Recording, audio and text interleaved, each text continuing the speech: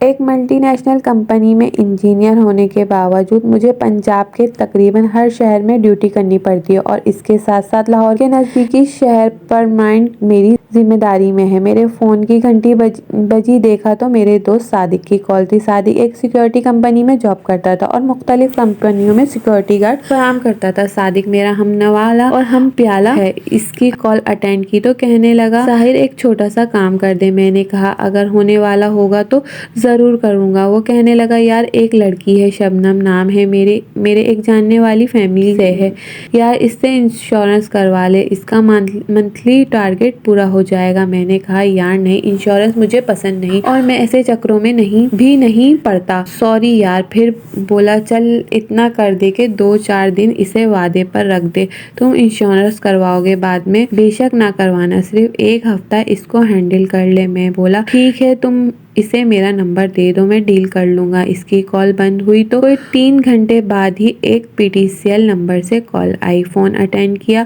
تو لڑکی کی آواز میں تھی۔ میں نے کہا جی فرمائیں، کیا خدمت کر سکتا ہوں آپ کی؟ وہ بولی مجھے صادق نے آپ کا نمبر دیا ہے اور بتایا ہے کہ آپ نے انشورنس کروانی ہے۔ میں نے کہا میڈم مجھے انشورنس کروانی تو نہیں، لیکن صادق نے پرسنل ریکویسٹ کی ہے کہ انشورنس کروا لو، آپ مجھے ڈیٹیل بتا دیں، اگر مجھے آپ کی آفر اچھی لگی تو ضرور کروا لوں گا، لیکن آپ مجھے کل کر لیں، ابھی ڈرائیو کر رہا ہوں۔ اس نے کہا ٹھیک ہے سر، میں کل کس وقت کال کروں؟ میں نے کہا آپ مجھے اپنے نمبر دے دیں یا میسج کر دیں، کل جیسے ہی میں فری ہوں گا کال کر لوں گا، اور مجھے لاہور میں اپنے آفس کی لوکیشن بتا دیں، میں چکر بھی لگا لوں گا۔ وہ بولی سر نمبر میں آپ کو میسج کر دیتی ہوں، لیکن ہمارا آفس لاہور میں نہیں مرید کے میں ہے۔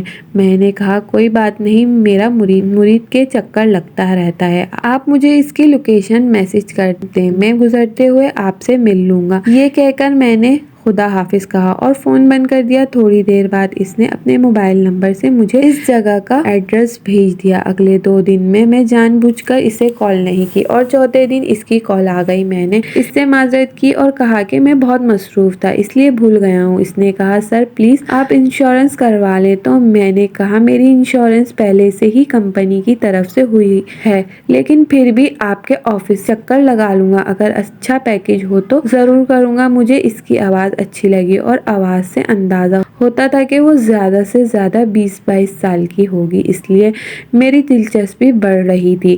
اب میں سوچ رہا تھا کہ اسے کس طرح اس کے آفس سے باہر ملوں، یا تب ملوں جب اسے آفس میں کوئی نہ ہو، کیونکہ آفس میں تو اور لوگ بھی ہوتے ہیں اور میں کھل کر بات نہیں کر سکوں گا۔ اگلے دن جمعرات تھی اور مجھے کچھ ضروری کام سے صادق ملنا پڑ گیا۔ میں نے صادق کو کہا یار یہ میں لڑکی کو ٹرائی کرنے لگا ہوں، اگر تمہیں اعتراض نہ ہو تو۔ وہ بولا مجھے بھلا کیا اعتراض ہوگا، آپ بے شک اس سے دوستی کر لو۔ اگلے دن میں نے پروگرام بنا چکا تھا کہ مجھے شبنم کو کیسے ڈیل کرنا ہے، چنانچہ میں نے اسے کال کی اور کہا کہ اتوار کو میں مرید کے آ رہا ہوں ایک کام کے لیے، مجھے معلوم ہے کہ آپ کی چھٹی ہوگی، لیکن پھر بھی اگر آپ مجھ سے کسی کیفے یا ریسٹورینٹ میں مل کر تفصیل بتا دیں تو کچھ سوچوں، ورنہ میں اتنا بزی ہوں کہ ہو سکتا ہے کہ اس کے بعد کافی دن میں مرید کے نہ آ سکوں۔ اس نے کہا سر اس طرح شاید میں نہ مل سکوں، کیونکہ اتوار کو گھر کے کافی کام ہوتے ہیں اور شاید اماں بھی نہ جانے دیں۔ میں نے کہا کوئی بات نہیں، آپ سوچ لیں، اگر ارادہ بن جائے تو مجھے کال کر دیجیے گا۔ اس نے اوکے کے فون بند کر دیا۔ مجھے کافی امید تھی کہ وہ اتوار کو ملنے آ جائے گی۔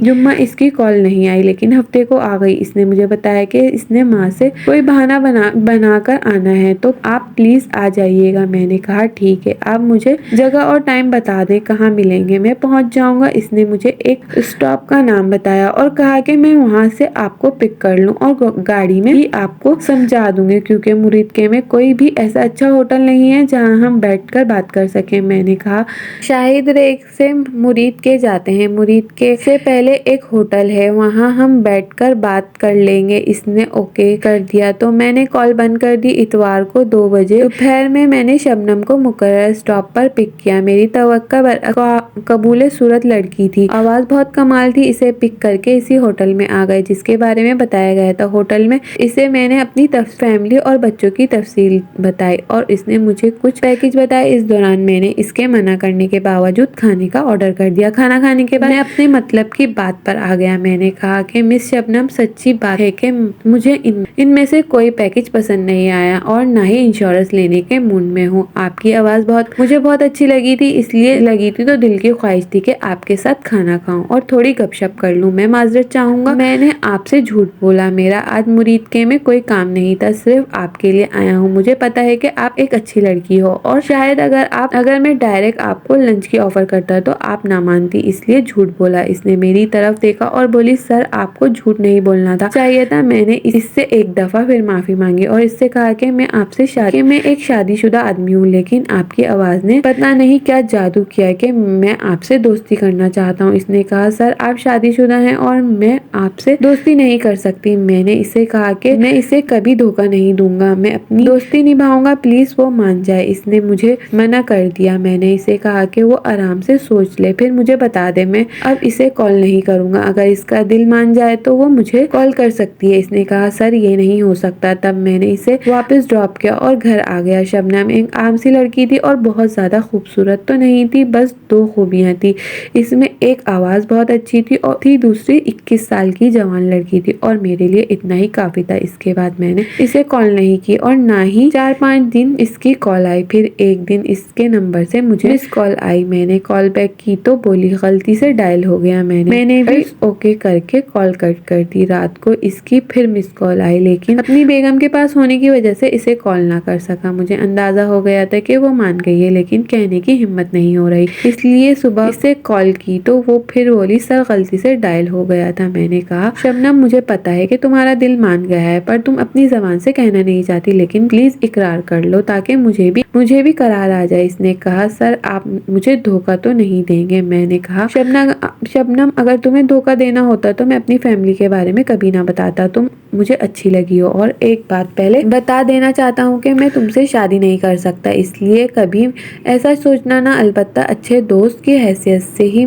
तुम्हें कभी धोखा नहीं दूंगा। तो वो बोली, हम सिर्फ दोस्त होंगे। तो मैंने कहा, अगर तुम सिर्फ दोस्त बनना चाहती हो तो मुझे कोई मसला नहीं, लेकिन जब तक तुम दिली तौर पर खुद से नहीं मनसोगी तो दोस्ती की हद आगे नहीं जाऊंगा। वो ठीक है, हम सिर्फ बात किया करेंगे, आपको क्या हैसियत देनी है मैं बाद में सोचूंगी। इस तरह हमारी मोबाइल पर बात शुरू हो गई, काफी दिनों तक चलती रही। फिर एक दिन इसने मुझे बताया कि कल 4 जनवरी को इसकी बर्थडे है। मैंने इसे कहा कि कल हम लंच साथ करेंगे और तुम्हारी बर्थडे मनाएंगे। वो बोली, कल मैं ड्यूटी पर होंगी, इसलिए दोपहर को मुश्किल होगी। शाम को अम्मी ने घर में मेरे लिए एक स्पेशल खाना बनाना है, इस वजह से बहुत मुश्किल है। मैंने इसे कहा कि तुम ऑफिस से छुट्टी कर लो और अम्मा से कहना कि ऑफिस में मीटिंग के लिए बॉस के साथ लाहौर जाना है। इस तरह दोनों अतराफ मुतमईन हो जाएंगे। और वो हंसकर बोली, आपका दिमाग बहुत चलता है। अगले दिन मैंने इसे मुरीद के से पिक किया। मेरे साथ मेरा ड्राइवर शकील भी था। शबनम को लेकर लाहौर गवर्नमेंट रेस्टोरेंट में आ गया, जहाँ मैंने पहले ही खाने के लिए सीट रिजर्व करवाई हुई थी और केक का ऑर्डर भी किया हुआ था। हमने केक कट किया और खाना खाया। बचा हुआ खाना और केक मैंने शकील के लिए पैक करवाया लिया। इसके बाद हम एक मॉल में गए, जहाँ मैंने शबनम के लिए गिफ्ट खरीदा। इस दौरान मैंने शबनम से कोई ऐसी बात नहीं की थी जिससे इसे लगे कि मैं इसमें कोई दिलचस्पी ले रहा हूँ, बल्कि मैंने इसे छुआ तक नहीं। इसके बाद शाम को इसे घर ड्रॉप किया और वापस लाहौर के लिए निकल गया। रास्ते में ही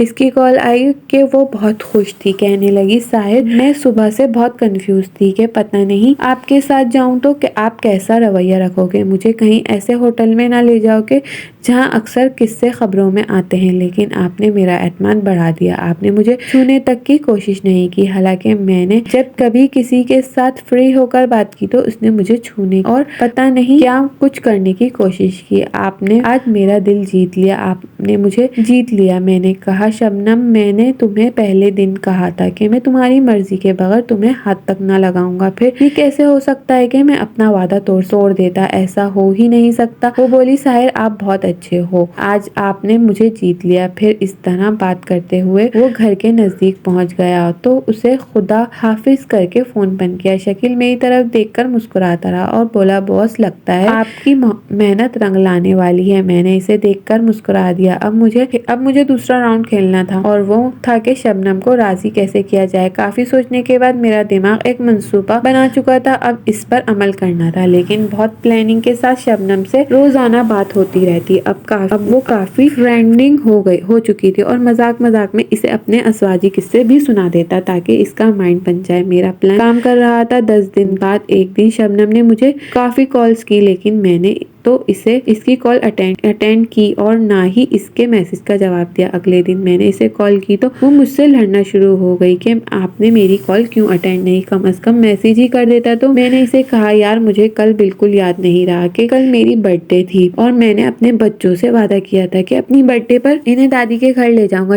چنانچہ جب صبح اٹھا تو میرے لیے سرپرائز لیے کھڑے تھے اور مجبوراً مجھے ان کے ساتھ چکوال اپنی اماں کے گھر جانا پڑا۔ اور ایک تو وہاں سگنل نہیں آتے، دوسرا بیگم سارا دن ساتھ تھی، اس لیے ریپلائی نہیں کر سکا۔ وہ چونک کر بولی، آپ کی برتھ ڈے تھی اور آپ نے مجھے بتایا تک نہیں۔ میں نے کہا، یار مجھے خود یاد نہیں تھا تو تمہیں کیا بتاتا۔ وہ بولی، آپ کی برتھ ڈے تھی اور آپ نے مجھے بتایا تک نہیں۔ میں نے کہا، یار مجھے خود نہیں یاد تھا تو تمہیں کیا بتاتا۔ وہ بولی، آپ کو اس کی سزا ملے گی۔ میں نے کہا، وہ کیا؟ تو وہ بولی، آپ کا لنچ میرے ساتھ میری طرف کریں گے۔ میں نے کہا، اچھا جی، تو پھر مجھے گفٹ کیا ملے گا؟ وہ بولی، کیا گفٹ چاہیے؟ آپ میرے ساتھ چلیں، جو کہیں گے خرید لیں گے۔ میں نے کہا، نہیں شبنم، اگر گفٹ دینا ہے تو مجھے وہ دو جو چیز میں جیتے جی بازار سے تو خود نہیں خرید سکتا ہوں۔ وہ پریشان ہو کر بولی، جناب وہ کیا چیز ہے؟ تو میں نے کہا، تم نے خود ہی کہا ہے میں تمہیں جیت لیا، اب تم میری ہونا۔ وہ ہنس کر بولی، اچھا جی، بڑی یادداشت تیز ہے۔ میں نے کہا، جی جناب۔ وہ بولی، جناب میں تو تیار ہوں، لیکن آپ نے خود ہی کہا ہے کہ آپ دوسری شادی نہیں کر سکتے۔ پھر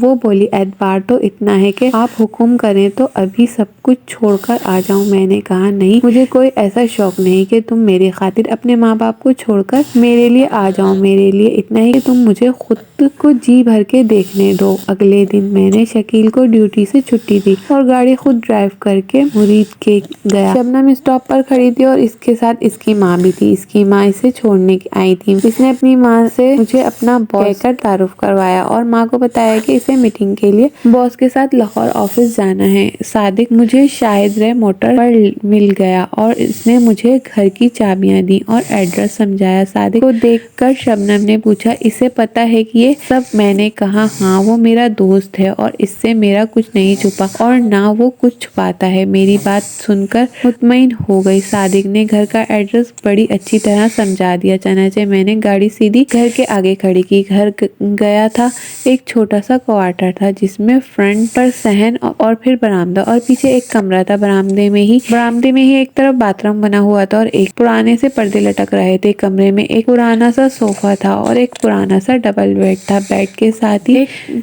ایک بیکار سی پیٹی پڑی ہوئی تھی۔ شبنم اندر کے صوفے پر بیٹھ گئی، اس کے سامنے کھڑا ہوا اور بولا، جناب پہلے مجھے برتھ ڈے تو وش کر دیں، پھر بیٹھ جانا۔ وہ بولی، آپ کے لیے ایک اچھا گفٹ لائی ہوں اور مجھے وہ دے دیا۔